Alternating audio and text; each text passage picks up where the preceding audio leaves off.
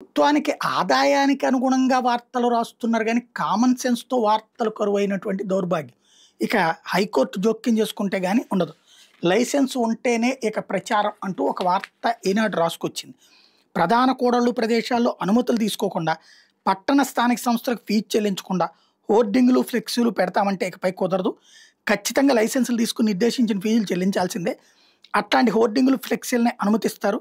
Advertisement పాలసీలో ఈ మేరకు పలు సవరణలు చేసి కొత్త మార్గదర్శకాలు త్వరలో జారీ చేయబోతున్నారు.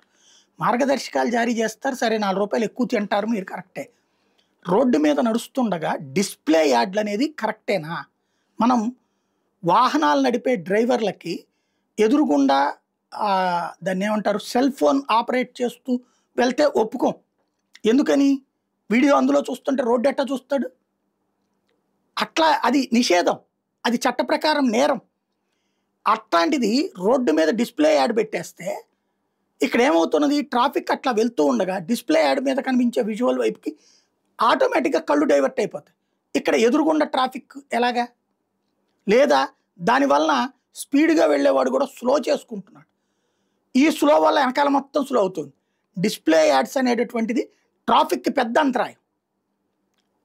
డిస్ప్లే యాడ్ అనేది అత్యంత ప్రమాదకరం.